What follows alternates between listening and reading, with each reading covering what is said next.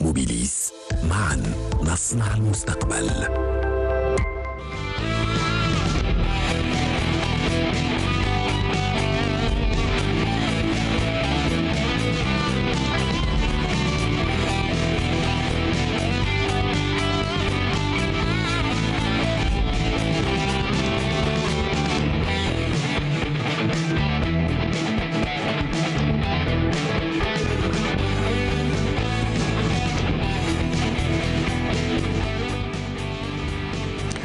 Dimanche, c'est l'heure du foot. Mardi, il va y avoir du sport. Madame, monsieur, bonsoir. Très heureux de vous retrouver pour un nouveau numéro de sport sur votre chaîne, votre antenne Canal Algérie. Ce soir, c'est le foot féminin qui est à l'honneur. On va parler des chances de qualification. Elles sont minces, mais elles sont là. Elles sont possibles. On va en parler. L'Algérie, les féminines joueront demain à 18h à Omar Hamadi le match retour face, je ne sais pas si on dit Bafana pour les féminines, mais en tout cas l'équipe d'Afrique du Sud, vice-championne d'Afrique en titre, qui viendra avec 2 buts d'avance défendre ses chances de se qualifier en Coupe d'Afrique des Nations. L'Algérie doit remonter ce retard de 2 buts. Est-ce possible? Les Algériennes ont-elles les moyens de passer le cap sud-africain? On va en parler ce soir avec un spécialiste. On a la chance, on en a un à la maison à Canal Algérie, c'est Ahmed Laribi, ancien entraîneur des féminines U20. Ahmed, bonsoir, toujours très heureux de vous retrouver. Oui, moi aussi, de retrouver aussi toute l'équipe. Et puis je sais qu'aujourd'hui, je ne suis pas votre consultant, je suis votre invité. Vous êtes notre professeur aujourd'hui, parce que le foot féminin, je vous avoue, moi, je ne connais pas vraiment. On va d'abord savoir pourquoi on n'en sait pas beaucoup sur le foot féminin, pourquoi c'est pas très médiatisé. Et on attend des événements comme ça, continentaux, pour parler du foot féminin, avant de, bien sûr, parler de nos 2 confrères qui sont avec nous. On a également un autre invité par Skype depuis la région parisienne, si je ne me trompe pas, l'internationale Linda Chaban, qui est blessée. C'est peut-être pour ça qu'elle... Lina Chaban, c'est peut-être pour ça qu'elle n'est pas avec la sélection, qui est avec nous by Skype. Lina Chaban, bonsoir. Bonsoir. Merci d'être là avec nous. Restez avec nous, surtout avec nous, ceux qui aussi ne connaissent rien au foot féminin, vous allez le voir, et qui vont poser beaucoup de questions. Farid Aït Saada, bonsoir. J'en connais un bout, hein. Bonsoir Riyad. Non, dites-le pour vous, nous ça va. C'est pour ça que vous êtes là. C'est pour la petite info, c'est les Banyana. Banyana. Voilà, l'équipe féminine. Merci, mais donc on dit Banyana. Je sais que Lina Chaban a joué dans l'hémisphère sud, mais pas en Afrique du Sud, en Australie, et donc c'est à peu près peut-être le même football. On va savoir dans quelques instants si c'est le même football. Alors, on va regarder ce sujet signé Sarah Derbel sur cette double confrontation sud-africaine-algérienne, et on revient sur le plateau pour en parler.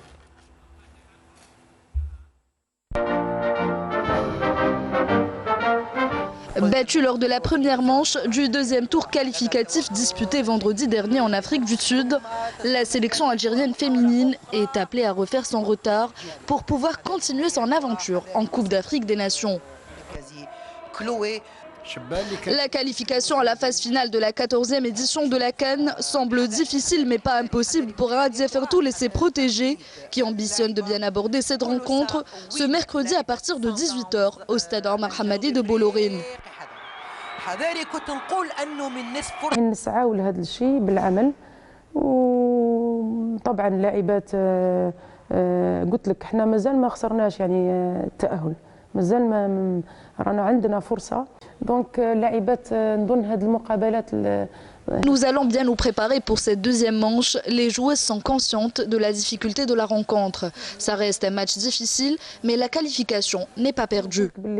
يوم الأربعاء إن شاء الله اللاعبات راحين إن شاء الله يكونوا بأكثر عزيمة. صحيح منافس ماشي بالفريق الهين ولا السهل، هو فريق مونديالي شارك في كل الدورات في نهائيات كأس أفريقيا، ولكن كما نقول احنا كرة القدم ما فيهاش يعني يا با دو فيغيتي في الفوتبول.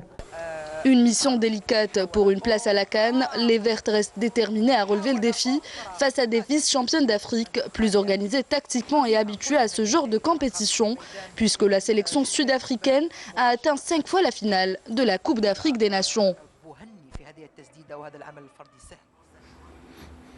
Alors, Ahmed Lalebi, vous avez vu et commenté ce premier match. D'abord, sur le premier match, quel avis technique? Il y a une grande différence de niveau quand même. Oui, énorme. Moi, je ne suis pas surpris parce que je connais les deux sélections.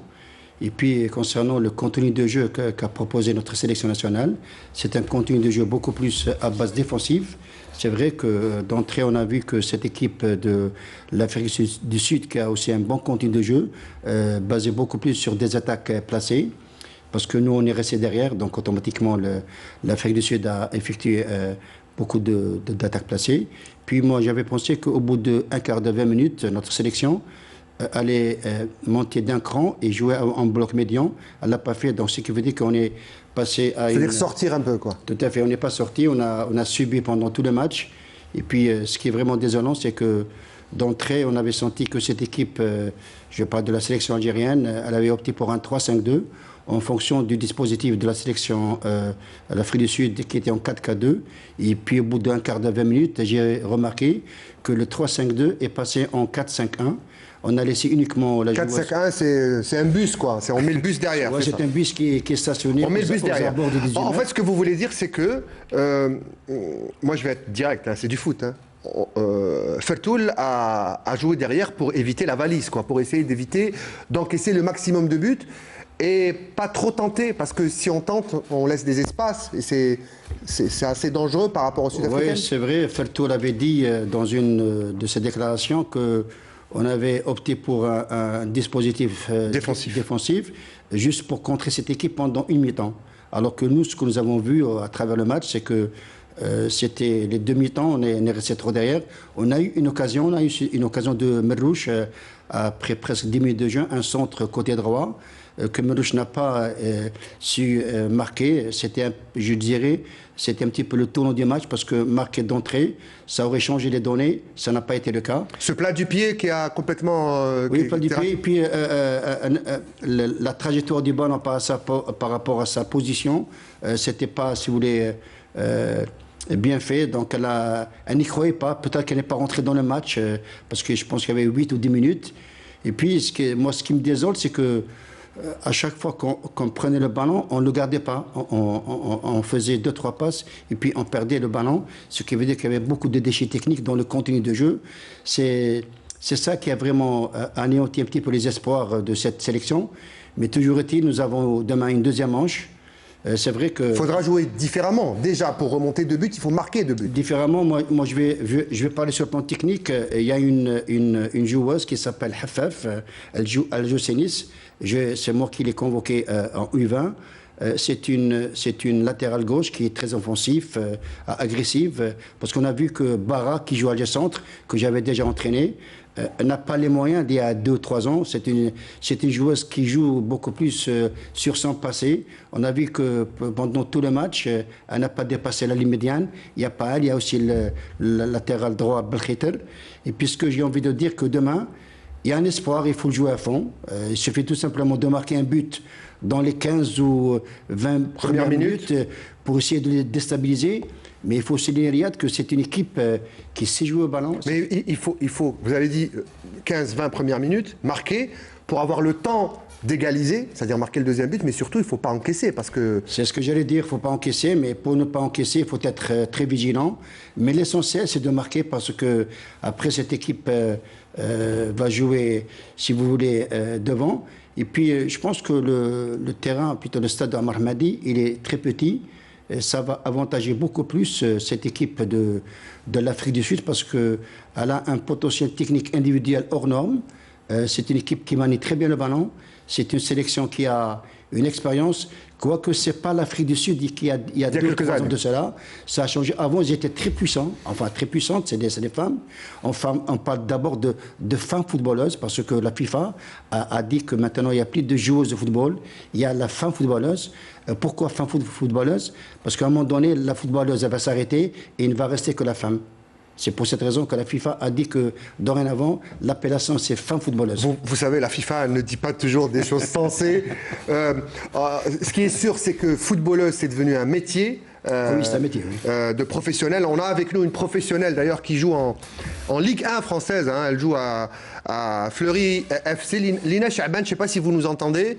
Est-ce que vous avez déjà affronté cette équipe d'Afrique du Sud? Est-ce que déjà vous avez vu ce match aller, Linda Chaaban? Alors, je ne sais pas si elle nous entend, on va la retrouver dans quelques instants. Messieurs, si vous avez des choses à dire sur déjà ce match aller. Cette équipe d'Afrique du Sud, déjà, qui a une très longue tradition de football féminin.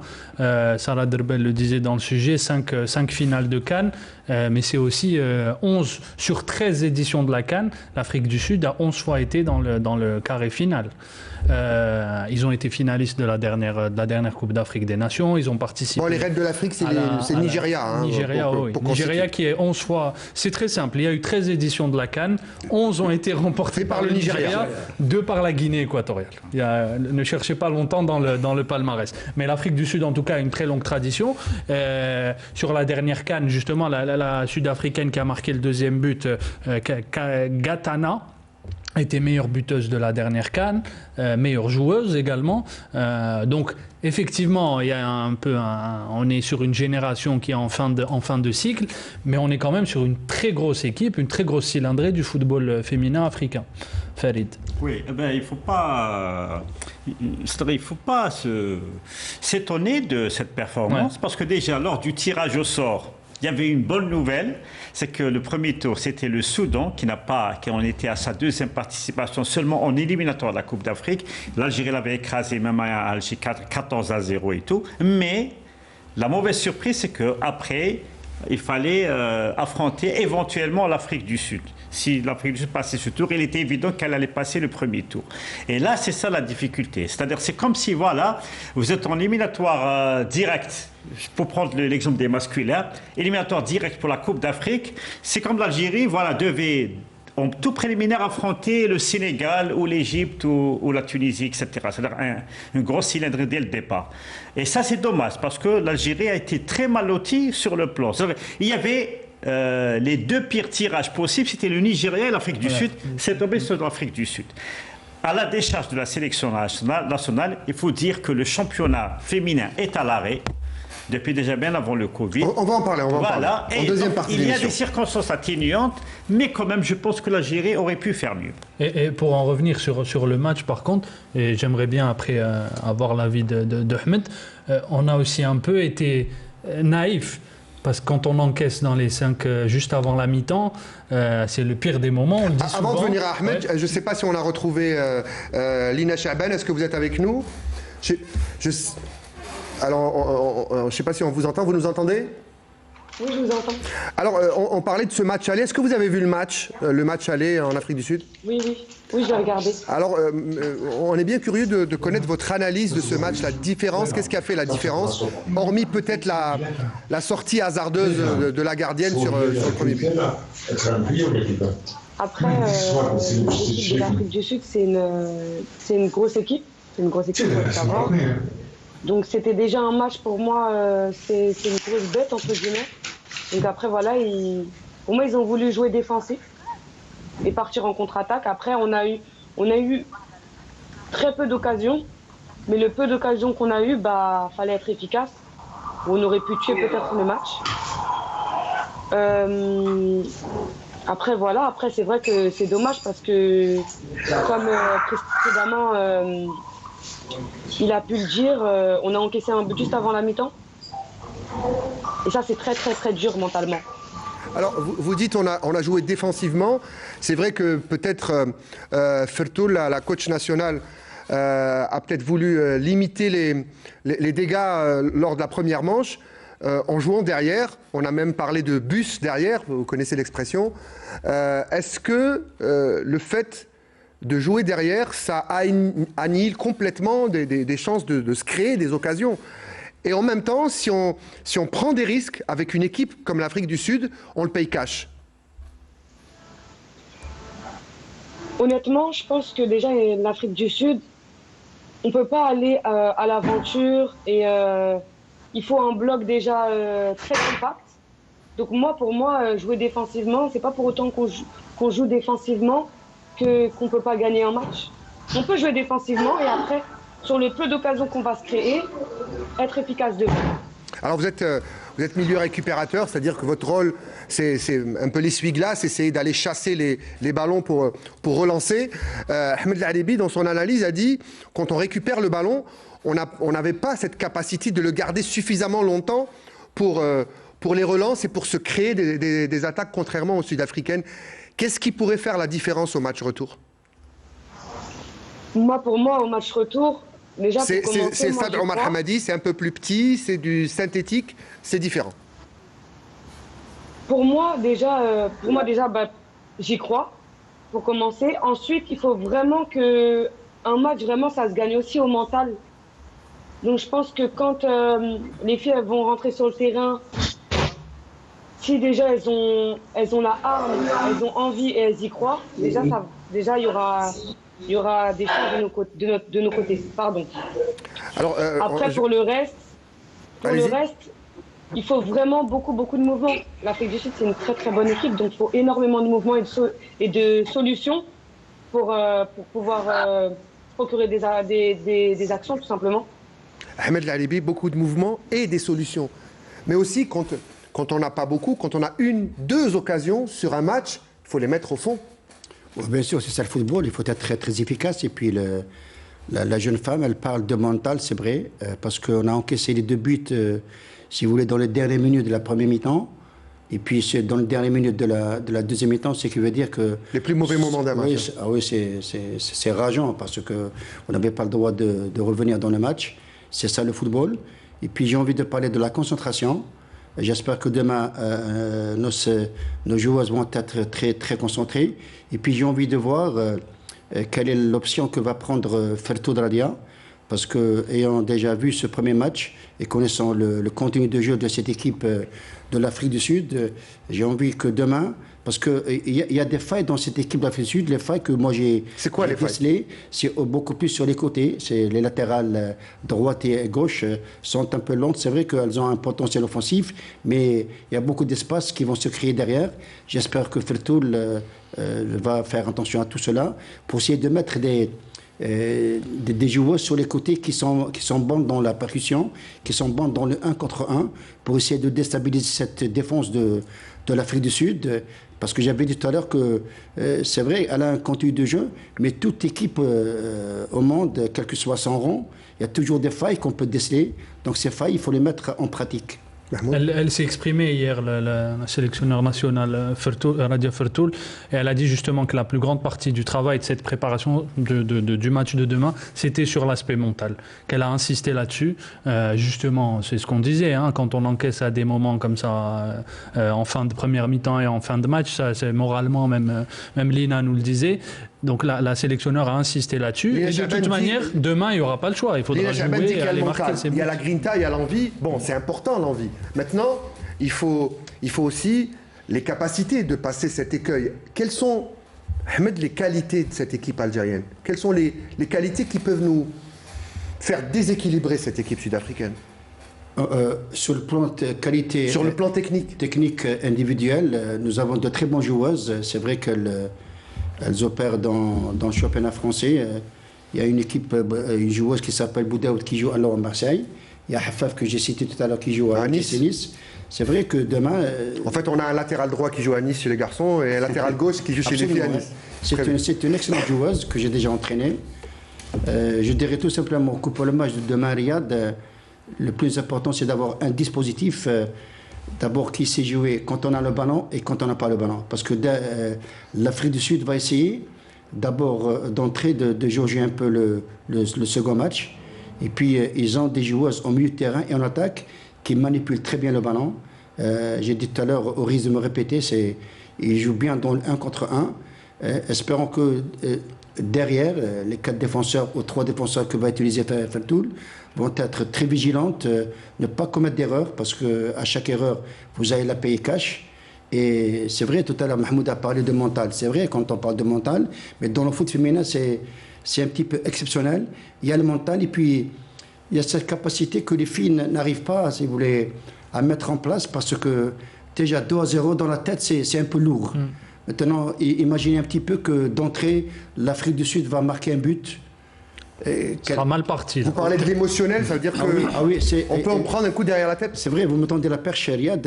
Le côté émotionnel chez les filles est très très important et déterminant dans le succès ou un échec. Parce que les filles, rapidement, elles perdent espoir. Parce que si en face, cette équipe de l'Afrique du Sud va élever le rythme, le temps, donc on est bien parti.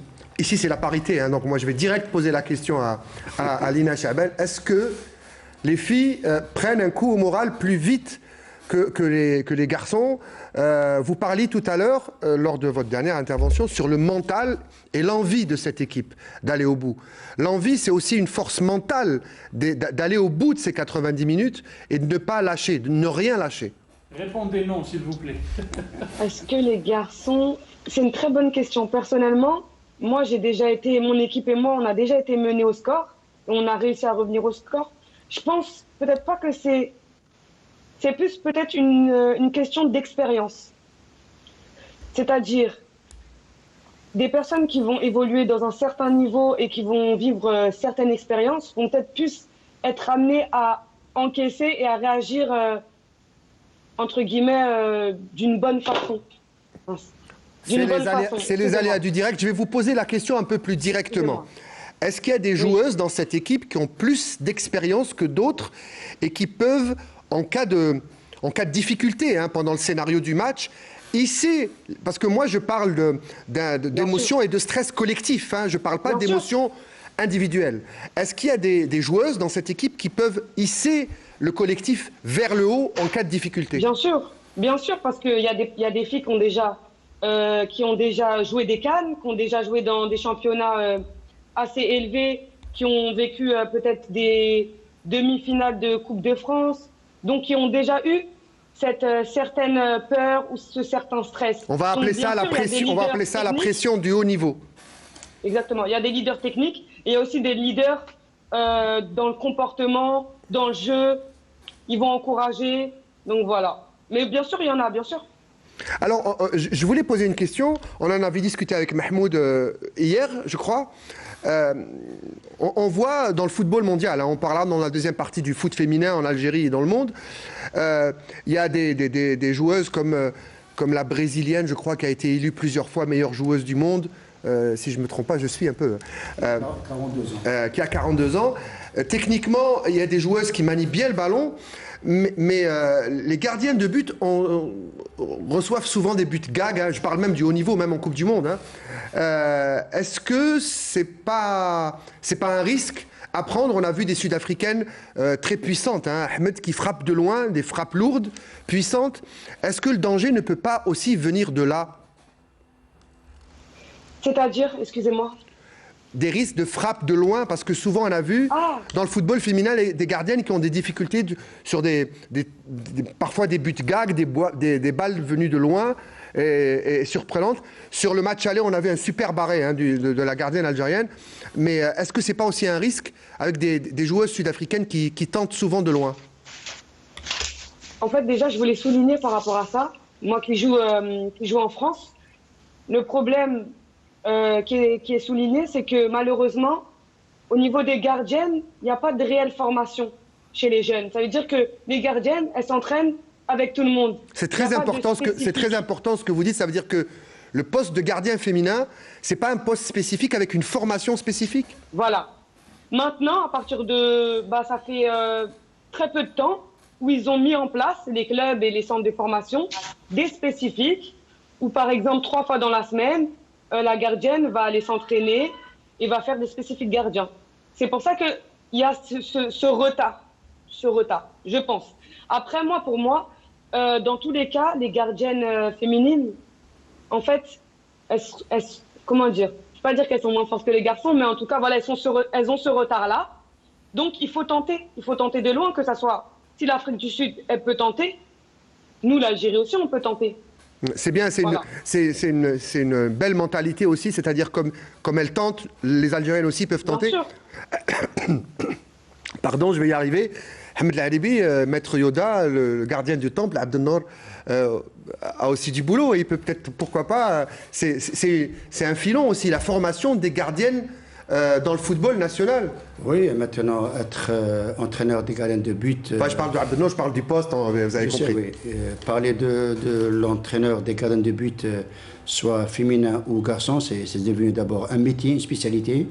Depuis quelques années, on a senti... C'est un métier à part. Hein. À part, oui, parce que, vous savez, le gardien, il est tout seul, donc c'est pas comme les joueurs de champ. Donc, il y a des moments où il se sent tout seul, il n'a plus cette force, il n'a plus ce courage. Et puis, quand il a un entraîneur à côté de lui spécifique, et puis quand on parle d'entraîneur, il y a aussi la qualité de l'entraînement aussi, qui était déterminante. Peut-être que l'entraîneur principal des gardiens de but peut changer la mentalité du gardien ou du gardienne. Puis le gardien a toujours été tout seul. On dit souvent que les gardiens sont des fous. Et puis... en tout cas, c'est des personnalités assez spéciales. Étranges. Notre Boulhay national, je ne vais pas me permettre de dire c'est un fou, mais on sent que c'est une personnalité à part. Il a un charisme particulier. Oui, c'est vrai, parce que bon... Pareil pour notre regretté Serbah et plein d'autres. Non, parce que c'est des joueurs qui... Bon, ils sont dans une équipe. Mais ils ont un rôle particulier. Donc, ils sont dans leur monde et tout, ils ont leur propre caractère. Et leur métier, ils ne peuvent pas le partager avec les joueurs de champ. Même vous parlez de formation des gardiens du but. Eh bien, maintenant à la FIFA, on pense à spécifier la formation des gardiennes de but. Parce que même sur le plan... C'est souvent notre... Lina Chaban en a parlé maintenant. Parce que en France, on va commencer cette année. Parce que déjà, une femme n'a pas la même morphologie qu'un garçon. Elle n'a pas les mêmes spécificités techniques, par exemple pour l'appui, pour la détente, etc. Donc, il faut baser le travail plus sur le côté technique, la technique plutôt que sur la puissance. C'est-à-dire trouver et adapter une technique à la gardienne du foot féminin. Pour suppléer le manque de puissance. Et en plus, l'autre gardienne, il faut lui rendre hommage, elle est petite de taille par rapport à la moyenne des gardiennes, même des gardiennes sur le plan international. Donc il faut de l'explosivité. Voilà, elle commence par l'explosivité. Et là, je reviens à ce que l'a dit Lina tout à l'heure, quand elle a insisté sur la grinta, sur le côté mental, parce que déjà, c'est une marque de fabrique algérienne. Et moi, j'ai le souvenir d'un match disputé par la sélection U20 en 2017 au stade Omar Hamadi de Boulourine contre le Cameroun. Bon, il y avait une grande différence de niveau. Mais là, les Algériens... Il n'y avait pas de public, sûrement. Hein? Pas de public. Très peu. Vraiment une petite chambrée de... En général, c'est les familles des joueuses.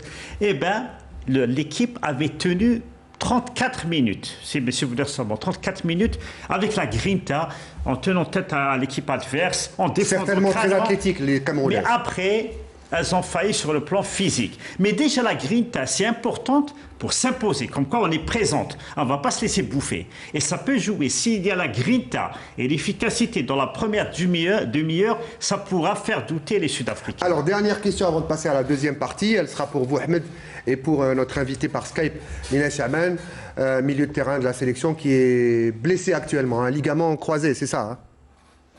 C'est ça, exactement. Vous êtes au repos forcé pendant combien de temps? Bah là, déjà, ça fait 4 mois. Il me reste peut-être 2-3 mois pour être en forme. Vous avez commencé la rééducation ou pas encore? Oui, non, j'ai commencé. Là, je suis sur la fin. Très bien, très bien. Alors, Inch'Allah, ça allait mieux et vous allez retrouver les terrains. Alors, dernière question pour vous et pour Ahmed. Vous avez parlé de grinta, de volonté. C'est bien pour tenir. Khalid a parlé de 34 minutes de résistance face aux Camerounaises en 2017. Après, elles se sont écroulées. Mais là, il faut résister et il faut marquer 2 buts, voire plus, pour passer l'écueil. Je ne sais pas si vous êtes avec nous, on l'a perdu. Je vous pose la question et on l'a retrouvé. On l'a retrouvé. Quelle est la clé du match demain pour passer, à votre avis? Pour moi, la clé du match, comme j'ai dit, ça va être bien sûr la grinta. Ça va être le mental avant tout. Il va falloir être soudé. C'est une famille, on est une famille de toute façon. On joue chez nous, c'est important de le souligner aussi, parce que chez nous, c'est pas à l'extérieur. Et après, il va falloir être très, très, très concentré. Parce qu'une erreur, on n'a pas les cash. Donc très concentré et réaliste devant faire les bons choix. Et voilà, bien sûr réaliste et vraiment faire les bons choix. Et pas forcément directement aller vers l'avant. Pour moi, il faut rester derrière. Et quand on sent qu'il y a une brèche, on y va. C'est-à-dire qu'il faut être patient. Alors grinta, concentration et patience. Voilà ce que dit Lina Ahmed. Oui, Lina, ce qu'elle dit, il y a un peu de vérité, mais elle parle beaucoup de mental et rester derrière. Moi, je suis contre. Moi, j'ai pas envie que demain notre sélection reste derrière. Et regrette après. Oh, bien sûr, parce qu'il y a des possibilités à jouer. Donc, c'est pour cette raison que j'ai dit le mental c'est bien, mais le contenu de jeu c'est meilleur. Si demain notre équipe, notre sélection, j'espère qu'elle va le faire, elle va réaliser. C'est pour ça que je vous ai posé des questions sur les qualités de cette équipe. Est-ce qu'elles ont la possibilité de faire du contenu, de faire du jeu, d'avoir du volume de jeu, de faire courir ces Sud-Africaines, de les priver de ballon? Est-ce qu'elles ont... J'espère qu'elles vont le réaliser, parce que demain, on a une chance à jouer, il faut la jouer à fond. Et puis j'ai envie de parler de cette équipe de l'Afrique du Sud. Il faut essayer de la presser très très haut, parce que c'est une équipe qui part de derrière avec une relance propre au sol. Maintenant, si nos joueuses algériennes restent derrière, elles vont donner la possibilité à cette équipe d'Afrique du Sud de jouer comme elle a joué au match aller, c'est-à-dire en attaque placée. Il faut rester dans le camp d'Afrique du Sud et essayer de presser beaucoup plus le porteur du ballon. Il faut un harcèlement sur le porteur du ballon et les autres joueuses vont faire un marquage individuel dans la zone. Si on arrive à réaliser cet aspect technico-tactique, je peux vous dire qu'on a des possibilités de marquer un but et pourquoi pas se qualifier. Mais si on fait l'erreur de rester derrière et de les regarder jouer, donc je peux vous dire on va finir par flancher. Bien sûr, parce que c'est une équipe qui joue très bien au ballon, donc je peux dire que bonjour les gars. Pardon Riyad, mais j'ai un petit espoir qu'on peut réaliser quelque chose. Alors, vous y croyez? Messieurs, ce serait bien, on parlait d'envie de Grinta, ce serait bien qu'il y ait des membres, je ne sais pas si le staff de Bouguera est sur Alger, ce serait bien qu'il y ait des présences un peu sur les gradins pour encourager ces filles, pour qu'elles sentent qu'elles ont du monde derrière eux. Je ne sais pas ce que vous en pensez. Non, en dehors de Bouguera, et puis on va... Quand je parle de Bouguera, je parle des staffs, des garçons. On va revenir là-dessus. Lina Chaban parlait de famille, de solidarité. Dans la deuxième partie de l'émission, il faut de l'engouement populaire. Et il faut aussi et surtout, et on va lancer l'appel là, il faut de la médiatisation. Là, aujourd'hui en Afrique du Sud, il n'y a aucun journaliste sur place. Il faut aussi poser ces questions-là. Et qui est sur place? L'unique, c'est Mohamed Bouguera qui nous avait présenté son livre ici qui était présent avec nous. Sur la CAN. Et c'est indispensable. Et Lina qui est avec nous, elle va pouvoir nous le dire. Avoir le soutien de la presse et avoir le soutien des spectateurs, c'est indispensable pour avoir le supplément d'âme. C'est important pour vous, Lina Chaban, d'avoir, je ne vais pas dire la médiatisation de la sélection de Riyad Mahrez, mais d'être suivi un peu, d'avoir un peu plus de supporters, montrer vos talents, des encouragements. Ça vous manque ça dans le football féminin? Bien sûr que ça manque. Après, de plus en plus, le football féminin il se médiatise. C'est pas comme les garçons encore, bien sûr, ou comme d'autres sports, mais je trouve quand même que de plus en plus on en parle et ça fait plaisir. Ça fait plaisir que ça aille dans le bon sens. Voilà, donc on espère bonne chance à notre sélection, messieurs. Donc voilà, donc allez de l'avant pour vous, ne pas rester attentiste. C'est l'avis contraire à celui de Lina Chaban qui, elle, préfère, j'ai bien compris, c'est-à-dire, en fait, ce qu'elle voulait dire, c'est ne pas se précipiter, aller à l'abordage en se dégarnisant derrière. C'est ce que vous vouliez dire. On vous entend pas. D'être patient. Vous m'entendez là? Oui, on vous entend. En fait, c'était pas de jouer derrière, c'était vraiment de préparer le jeu, en fait. Donc, d'être patient, de faire tourner et au bon moment, de sortir. Après, bien sûr, un bloc équipe, moi j'aurais dit plutôt un bloc équipe médian, voilà. Pas bas ni haut, médian. Voilà. Bloc équipe médian. Voilà, restez avec nous pour la seconde partie. Vous voulez rajouter un mot? Après, on passe à la deuxième partie. Pour une petite précision, tout à l'heure, vous avez parlé de joueuses expérimentées dans la sélection algérienne. Voilà. Moi, je peux vous dire d'ores et déjà qu'il y a une joueuse qui a de l'expérience. C'est Naïma Bohoni qui joue à Faghalizan. Si on arrive à l'alimenter, parce qu'elle est bonne dans les espaces, je parle du match de demain, si on arrive à l'alimenter en ballon, oui, si le bloc équipe essaye de se procurer des espaces, je pense que Bohoni peut être une clé du match. Clé du match, messieurs, on va passer à la deuxième partie de cette émission consacrée au football féminin. Le football féminin en Algérie, sa naissance, son évolution, si on peut appeler ça une évolution, le championnat national et les perspectives en Algérie. On va peut-être passer le jingle et on passera à la deuxième partie, le foot féminin en Algérie.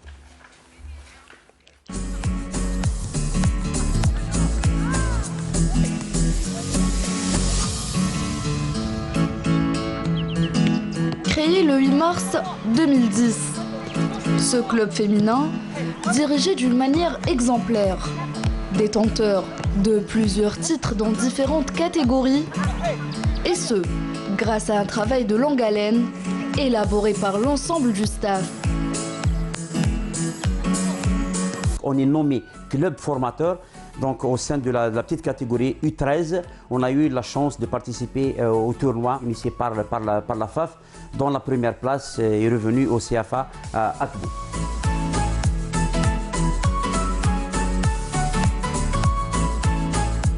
C'est un travail de grande haleine, leur tête la direction, qui a mis les moyens, une stratégie de travail, une vision claire, nette pour avancer à l'image de cette année où l'équipe senior Tana, après un temps d'années d'existence, cette année, on est en train d'évoluer presque à 90-95% de notre effectif issu des catégories U17, U20. Champion déjà en catégorie, en Coupe d'Algérie.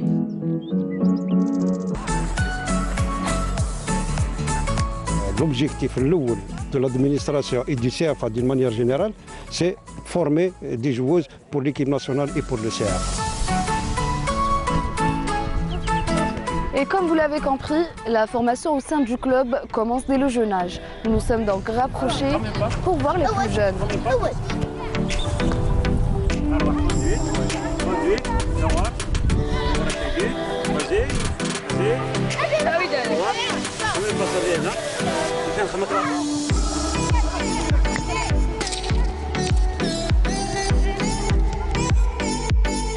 L'un des rares clubs qui se base sur la formation en Algérie, ces bambins ont droit à une formation complète et un encadrement minutieux afin de réaliser leurs rêves et devenir un jour de grandes joueuses de football.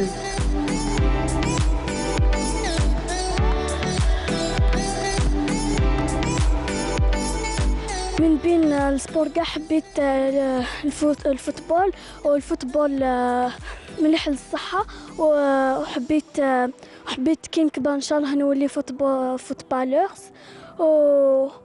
وكي سمعت بليك كاينه كيب اسمها سيافا جيت نلعب بزاف الفوت فتقول له نلعب ليكيب ناسيونال وتقول نجوار كونت. انا كي ولدت قال لي بابا تلعبي الفوت زعما تعلمت مع صحاباتي وبابا وماما هكذا. وعلاش خيرتي اقبو سيافا اقبو تلعبي فيه؟ باسكو نحب سيافا.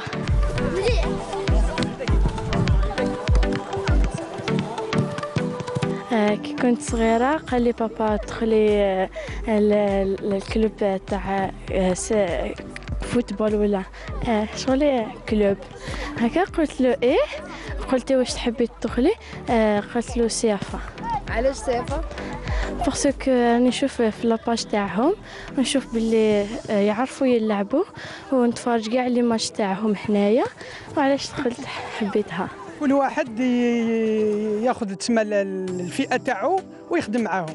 شاك اونتينور يخدم مي نخدموا اون كولابوراسيون مع لي زونتينور مع الدي تي اس تاعنا اللي نشكروه مسيو ميرا عبد النور اللي يخدم معنا، هو الكورديناتور تاعنا، هو الدي تي اس تاعنا، هو اللي عنده ميم ليكسبيريونس في الفوتبول فيمينا، عنده نورمالمون بليس دو 8 طون هنا مع الشيخ نادر مع تيتانيك، عنده تسمى الخبره في الميدان هذا.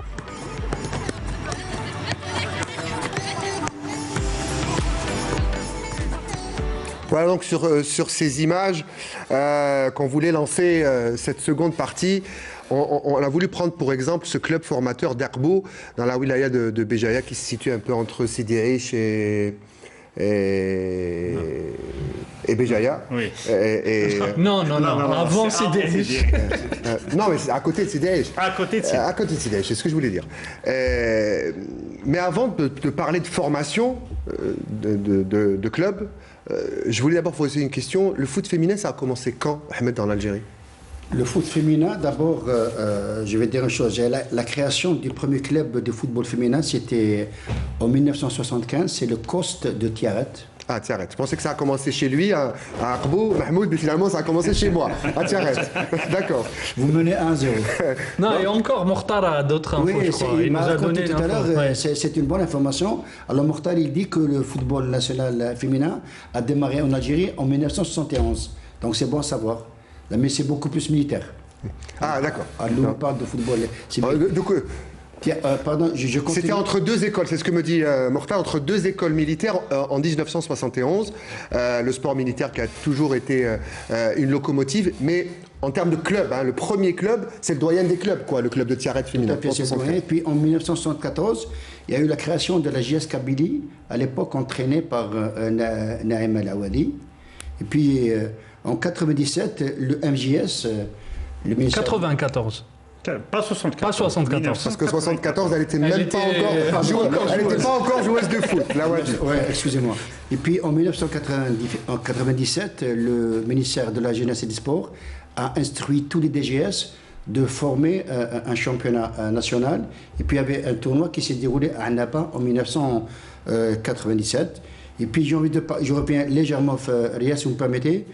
Allez-y, l'historique c'est vous. Sur le premier match de la sélection algérienne de football sur le plan international. 98, je crois qu'il vaut mieux pas en revenir là-dessus. On avait discuté avec Mahmoud et Farid. 98 contre la France. C'est la valise. On a pris une grosse valise. Oui, une grande valise. Il y a eu deux valises. C'était le début du football national algérien, enfin international. On avait joué à CC Sévignan. C'est une région que je ne connais pas, mais c'est une région qui est du côté de Rennes en France. En Bretagne. Oui, on avait perdu 14-0. 14-0. Et puis... Il faut bien commencer quelque part aussi. Oui, et puis il y a eu en 2004 la première participation algérienne à la Coupe à la CAN féminine. En 2007, il y a la victoire en Coupe arabe en Iran. La particularité en Iran, c'est que c'est un pays islamique, donc toutes les sélections qui sont venues, qui ont voulu participer à ce tournoi, pendant l'entraînement, elles portaient le voile, et pendant les matchs officiels, il y a eu une exigence à ce que toutes les filles doivent porter le voile. Donc, c'est que alors, ce qui est l'inverse, alors qu'en France, maintenant, on veut enlever le voile à toutes les filles qui jouent au football. Finalement, l'intolérance, elle est dans les deux sens aussi, hein, n'est-ce pas, Lina Chaban? Il y a un gros débat là-dessus. Ouais, en France. Il y a un gros débat, hein. On ne peut pas avoir le voile et jouer au football. Alors, est-ce que toutes les informations que Ahmed nous a données, la naissance du football en Algérie historique, est-ce que vous le saviez? Que c'était né en 75 en Algérie, par exemple? Honnêtement, je ne connaissais pas la date. Je connaissais à peu près la période, mais pas la date exacte. Je pensais que c'était un peu plus tôt, d'ailleurs. Un petit peu plus tôt. Alors, voilà. Autre question. Comment vous êtes tombé dans ce sport quand vous étiez jeune? Ouais, 7-8 ans. Ah, 7-8 ans. Vous avez commencé à jouer quand? À quel âge? En club? En club, oui, dans un club. En club, j'ai comme joué comme les jeunes de 13 ans qu'on a vus dans le club d'Arbou. 9 ans. 8-9 ans. 8-9 ans. J'ai intégré un club, mais qu'avec des garçons, parce qu'il n'y avait pas de club de filles. Ah, il n'y avait pas encore de club de filles quand vous avez commencé? Il n'y avait que des garçons. Ouais, les filles, il y avait très peu de filles. Pour trouver une équipe de filles, il fallait aller très très loin. Et d'ailleurs, pour compléter ce que dit Lina, pour remédier à ce problème de manque de club, il faut savoir qu'en France, jusqu'en U13, les filles peuvent jouer avec les garçons. À partir de U15, c'est plus possible, mais jusqu'en U13, les filles, pour avoir la chance et l'opportunité de jouer, rentrent dans des clubs de garçons. C'est ce qu'on appelle la mixité. Voilà. Est-ce que dans la mentalité, je ne sais pas comment je vais formuler cette question, elle est pour vous tous, hein, messieurs, mademoiselle. Est-ce que le football, pour vous, hein, les footballeuses, comme on dit, les femmes footballeuses, est-ce que ce machisme naturel depuis que le football existe n'est pas un des grands handicaps de l'évolution du football féminin? Votre avis de femme? Moi, honnêtement, c'est vrai que, comme j'ai dit, moi, j'ai commencé le foot avec les garçons. Donc, au départ, va falloir que... Ah. On vous a perdu, on va vous retrouver. Ne vous énervez pas. Voilà, on vous a retrouvé, allez-y. Oui, du coup, je disais que le football, du coup, moi, j'ai commencé avec les garçons, en fait. Et au début, c'était compliqué. Après, du coup, je me crée un caractère, une personnalité. Compliqué, ça veut dire que les garçons n'acceptaient pas que les filles jouent au football? Ils avaient un peu du mal, parce que j'étais la seule fille. Donc, il faut s'imposer. Il faut se faire respecter. Donc voilà, après, j'ai réussi, alhamdoulilah. Mais par contre, au niveau des garçons, en fait, il y a des garçons, ils vont avoir des a priori. Par exemple, moi, des fois, je vais jouer dans mon quartier où j'habite.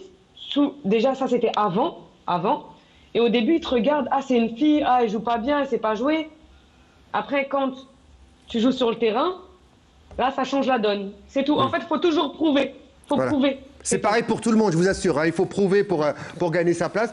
Est-ce qu'il y a aussi ce regard, ici chez nous, Ahmed, vous êtes un technicien qui avait entraîné des filles. Est-ce que ce regard, ça freine un peu, ça ne permet pas l'évolution? C'est culturel, mais ce n'est pas que algérien. Hein, c'est une mentalité mondiale. Les hommes ont l'impression que le football est un sport pour eux.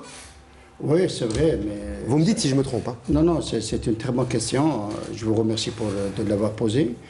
C'est vrai qu'à un moment donné, ça a freiné un petit peu l'évolution des filles. Puis j'ai envie de parler de cette mixité parce qu'on doit en parler. Après, vous répondrez à la question, pourquoi vous êtes intéressé au foot féminin? C'est vous. Très très bonne question. Et je vais vous payer un repas. Non, vous répondez, ça me suffit. Hein. Pas la peine le repas, vous me répondez. Voilà, je disais que pourquoi la mixité au niveau des filles, soit algériennes ou ailleurs. Vous savez, à un moment donné où la fille, je parle en Algérie, elle venait à un moment donné, à un âge un petit peu tardif, elle venait à l'âge de 17, 18, 19 ans, avec un niveau technique zéro. Donc, vous allez perdre 2 ou 3 ans pour la mettre en pratique sur le plan technique, alors que quand on laisse... Et le niveau est bas. Quand on a 17 ans, on est faible, le niveau du jeu est bas. Absolument. Et pour être bon techniquement, il faut être très bon techniquement. Je parle des filles. Et puis, pourquoi des filles toutes les filles à un jeune âge, 9-10 ans, qui se sont frottées et qui ont joué avec les garçons, ont eu un apprentissage technique individuel très meilleur et plus rapide. Rapidement, voilà. C'est pour cette raison qu'il y a certaines nations qui autorisent la mixité. Et puis dans le championnat de leur pays, ils acceptent que les jeunes joueuses de football, femmes footballeuses comme vous dites tout à l'heure, jouent... C'est pas moi qui le dis, c'est la FIFA. Hein, c'est pas... Oui, les jeunes joueuses de football jouent avec les garçons parce que ils ont remarqué que sur le plan technique individuel, la fille est toujours en avance. Et puis, en plus de ça... C'est comme dans les scolarités, hein, les filles ont toujours de meilleures notes par rapport aux garçons. En plus de ça, souvent, on n'arrivait pas à trouver, je sais pas, 11 filles ou 15 filles pour faire un groupe d'entraînement. Donc du coup, pour des raisons de logistique, on regroupait tout le monde pour pouvoir... C'était plus simple. Je vais parler de l'Algérie. À un moment donné, 2009-2010... les parents ne permettaient pas à leurs filles d'aller jouer au football. Est-ce que c'est moins maintenant? Maintenant, les parents, ça c'est une réalité que j'ai vue de mes propres yeux, les parents, c'est eux qui ramènent... On a entendu les filles là, dans le reportage d'Herbou, elle a dit... c'est mon papa qui m'a dit d'aller jouer. Ce qui est bien aujourd'hui, c'est que les parents ont changé d'avis, parce qu'ils ont vu qu'à un moment donné, dire à un parent que votre fille va jouer au football, et va vous prendre pour un malade mental, pour un débile. Maintenant, ils ont compris avec les nouveautés, la nouvelle technologie dans le football. Peut-être la médiatisation du football par la FIFA aussi. Tout à fait, oui. Du football féminin. Et puis, j'ai envie de dire une chose, pardon Mahmoud, l'entraînement du foot féminin, il y a beaucoup qui ne le savent pas, c'est la même approche, c'est le même football que chez les garçons. C'est pareil, c'est le même métier. Ce que vous donnez aux garçons, vous le donnez aux filles, peut-être qu'à une moindre intensité, mais c'est le même football. Mais il faut Mahmoud. Oui, il faut relativiser. C'est vrai qu'il y a maintenant des parents qui autorisent leurs petites filles à faire du football, mais c'est lorsqu'il s'agit de clubs qui sont à proximité. À Arbou, il y a 3 ou 4 clubs de football. Donc, il n'y a que c'est-à-dire qu'il y a prédominance du football féminin sur le football masculin. Et donc, les parents, c'est-à-dire ils sont à l'aise, on envoie leurs filles, c'est pas très loin. Mais Ce n'est pas pour prendre juste à Wilaya de On ne laissera pas sa fille signer dans un club à 500 km. S'il y a une fille qui est dans la commune de Boukhalfa, par exemple, qui est dans la Wilaya de Béjaïa ou de Tichy. Non, Boukhalfa, c'est l'entrée de Tizi Ouzou, si je me trompe pas. Non. C'est Boukhalfa. Parce que Boukhalfa, c'est l'entrée de Tizi Ouzou. Boukhalfa ou à Tichy, c'est-à-dire loin de Arbou, je ne pense pas qu'ils vont les laisser parce qu'il y a leur scolarité. Et également, c'est-à-dire il y a maintenant des parents qui laissent leurs filles jouer à condition qu'elles ne soient pas très loin. Donc ça resterait le choix. À Rélizen, il y a Afar Rélizen. À Constantine, il y a le FC Constantine. Par exemple, à Alger Centre, il y a Alger Centre. Et la Sûreté Nationale, c'est les deux clubs phares. Là, il y a des infrastructures et tout. À Alger Centre, ils ont le propre terrain d'entraînement. Les parents autorisent. Surtout qu'il y a le transport aussi qui est assuré. Mais ce n'est pas le cas. C'est-à-dire quelqu'un en provenance d'Alger. Ce que vous voulez dire, pour aller vite, parce qu'il reste pas beaucoup de temps. Oui, une fille qui La professionnalisation du foot féminin, on en est encore très loin. Attends, mais il y a le point le plus important. C'est que maintenant, quand il y a dans des villes où il y a très peu d'infrastructures, entre permettre à une équipe de féminine U20 de s'entraîner et une équipe masculine U15, ils font passer les maladies. C'est-à-dire que déjà les garçons, ils n'ont pas beaucoup de créneaux, les filles n'ont aucune chance. Voilà, exactement. Allez-y, Mahmoud, il reste 3 minutes. Oui, deux choses. Premièrement, sur Arbou, j'aimerais revenir là-dessus. Ce qui fait la réussite du club, c'est que tous les moyens ont été mis, déjà, ce premier aspect. Les parents sont là, tout le monde se connaît, ils viennent assister aux entraînements. C'est familial. C'est familial, et c'est un club qui bénéficie de soutien de tout le monde.